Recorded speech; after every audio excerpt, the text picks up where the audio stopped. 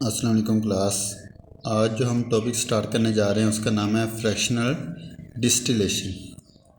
अगर हम इसकी डेफिनेशन की बात करें तो इसकी डेफिनेशन क्या होती है कि process of separation of different substances on the basis of boiling point, कि बॉइलिंग पॉइंट के बेस पे डिफरेंट सब्सटेंस को अलहदा करना, इसको हम बोलते हैं फ्रैक्शनल डिस्टिलेशन।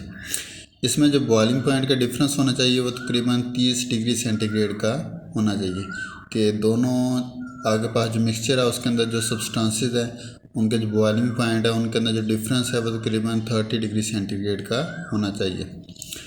तो जिस टावर के अंदर हम फ्रैक्शनल डिस्टिलेशन करते हैं उसको हम बोलते हैं फ्रैक्शनेटिंग टावर। तो इसमें हम कॉमन एग्जांपल की बात कर लेते हैं, जिस तरह फ्रैक्शनल डिस्टिलेशन ऑफ पेट्रोलियम है। तो आपको पता है जो ज़मीन से हम क्रूड ऑयल निकालते हैं तो उसके अंदर बहुत सारे जो ऑयल्स होते हैं उनका वो मिक्सचर होता है।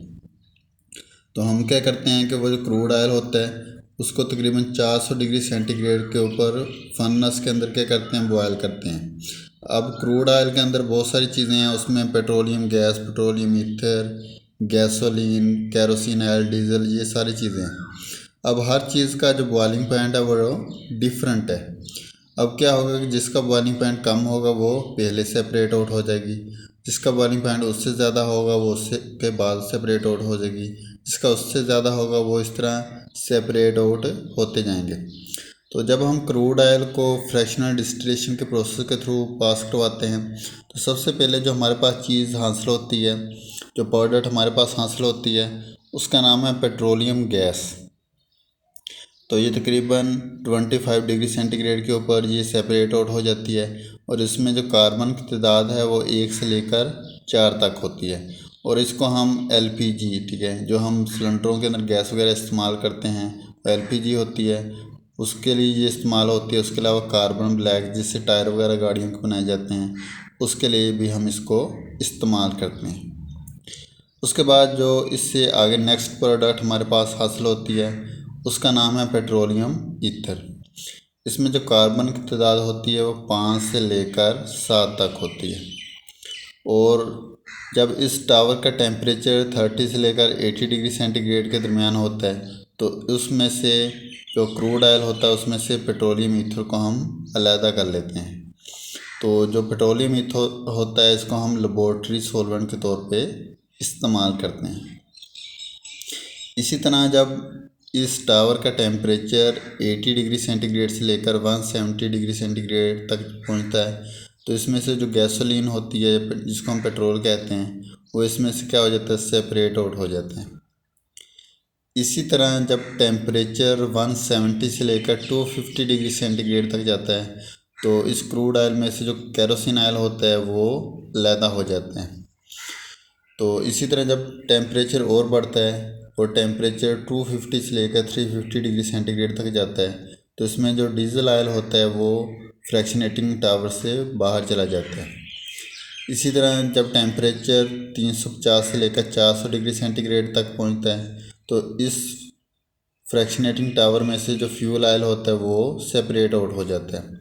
और जब टेम्परेचर 400 डिग्री सेंटीग्रेड से अबव होता है तो उसमें जो रेजिडुअल ऑयल होता है वो इस टावर में से सेपरेट आउट हो जाता है। अब इसके अंदर जो गैसोलीन होती है उसमें जो कार्बन की तादाद होती है वो 7 से लेकर 10 तक होती है। इसको हम लाइट व्हीकल जिस तरह मोटरसाइकिल, कार वगैरह, ठीक है, इनके अंदर इस्तेमाल करते हैं। और उसके अलावा इसको हम ड्राई क्लीनिंग के लिए भी इस्तेमाल करते हैं। इसी तरह अगर हम केरोसिन ऑयल की बात करें तो इसमें जो कार्बन की तादाद होती है वो 10 से लेकर 12 तक होती है।